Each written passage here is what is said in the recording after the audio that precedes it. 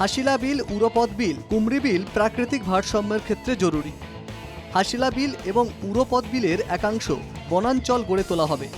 কুমরি বিলকেও বনাঞ্চলে রূপান্তরের প্রস্তাব রয়েছে। বনাঞ্চল গড়ে তোলার সঙ্গে সঙ্গে পর্যটনেরও বিকাশ হবে। মাস্টার প্ল্যান তৈরি করতে পর্যটন উন্নয়ন নিগমকে দায়িত্ব। গোয়ালপাড়ায় পাট্টা রয়েছে যাদের, তারা ক্ষতিপূরণ পাবে। ধুবড়ি, গোয়ালপাড়া এবং বিলাসীপাড়ায় ঝটিকা সফর মুখ্যমন্ত্রী হিমন্ত বিশ্ব শর্মার। গোয়ালপাড়ায় সম্প্রতি ব্যাপক উচ্ছেদ অভিযান চলেছে। মুখ্যমন্ত্রী জানান, এদের মধ্যে যাদের জমি পাট্টা রয়েছে তাদের ক্ষতিপূরণ দেওয়া হবে। কিন্তু তার বিশ্বাস, সরকারি জমির জবরদখলকারীরা নিজেরাই সরে যাবে। এদিকে বিলাসীপাড়ায় উচ্ছেদের শিকার বহু মানুষ মৌন প্রতিবাদ জানান। রাস্তায় সারিবদ্ধভাবে দাঁড়িয়ে হাত জোড়ো করে প্রতিবাদ জানান তারা। সাম্প্রদায়িক উত্তেজনার পর ধুবড়িতে দ্বিতীয়বার মুখ্যমন্ত্রী। ধুবড়িতে স্থাপন করা হবে সেনাবাহিনীর স্থায়ী ক্যাম্প। নবীন বাংলা বিষয়ে কিছু তথ্য পেয়েছে স্বরাষ্ট্র বিভাগ। নবীন বাংলার সঙ্গে জড়িতদের শীঘ্রই গ্রেপ্তার করা হবে। ধুবড়ির মন্দিরে গরুর মুন্ডু রেখেছিল মন্টু আলী। মন্টু আলী বর্তমানে পলাতক। মন্টু আলীকে আত্মসমর্পণের আহ্বান মুখ্যমন্ত্রীর। ধুবড়ি সহ সমগ্র অসমে এখন পর্যন্ত আটক 150 জন। প্ৰতিবাদটো কৰাটোতো ভাল, কিন্তু লাইট লাগিব নে নাই? যদি লাইটে নজ্বলে প্ৰতিবাদ কৰি মানুহবিলাক ঘৰত ঘূৰি গৈ ফেনৰ বতাহ কেনেকৈ ল'ব? मेरा कोशिश होगा जहाँ भी आएगा ये 40,000 करोड़ का इन्वेस्टमेंट होगा। ধুবড়িতে সম্প্রতি সাম্প্রদায়িক উত্তেজনা দেখা দিয়েছিল।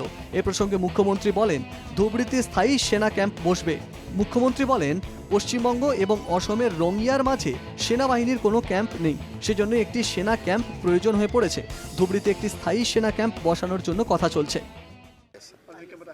আৰ্মিৰ কেম্প এটাৰ কাৰণে আমি কথা বাৰ্তা পাতি আছোঁ। ধুবুৰী আৰু ৰঙিয়াৰ মাজত কোনো আৰ্মি কেম্প নাই। মানে আমাৰ ক'ব গ'লে পশ্চিমবংগ আৰু ৰঙিয়াৰ মাজত ইয়াত কোনো আৰ্মিৰ কেম্প নাই।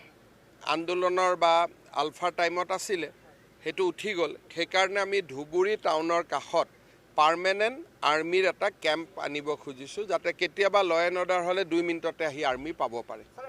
বিলাসীপাড়ার চড়ুয়া বা খরায় প্রস্তাবিত সৌরশক্তি প্রকল্পের স্থান এদিন দ্বিতীয়বার পরিদর্শন করেন মুখ্যমন্ত্রী। এদিন মুখ্যমন্ত্রী আশ্বাস দেন, পাট্টার জমি থেকে উচ্ছেদ হলে বিকল্প জমি দেওয়া হবে। যাদের জমির পাট্টা নেই তাদের এককালীন সাহায্য দেওয়া হবে। ইয়াত 3-4টা আছে যিখিনি মানুহৰ ম্যাদী পট্টা আছে, তেওঁলোকক আমি ম্যাদী পট্টাৰ সলনি আমি বেলেগত মাতি দিম। কাৰোবাৰ পট্টা নাই, তেওঁলোকক চৰকাৰী নিয়মত এককালীন সাহায্য দিয়াৰ নিয়ম আছে। আইনত যি আছে সেইমতে, আৰু য'ত ইটা ভাটা আছে তাতে মাটিৰ যিটো আজিৰ জোনেল ভ্যালু তাতকৈ 3 গুণ বেছি পোক। মঙ্গলবার একদিনেই 3টি জায়গায় সফর করেন মুখ্যমন্ত্রী। 3 জায়গাতেই নানা সরকারি পরিকল্পনার কথা জানান। তবে এদিন উচ্ছেদের শিকার অসহায় মানুষগুলো মুখ্যমন্ত্রীর সফরে খুশি হতে পারেননি। সেটা বিলাসীপাড়ায় প্রতিবাদেই পরিষ্কার। Bureau report, NKTV Bangla.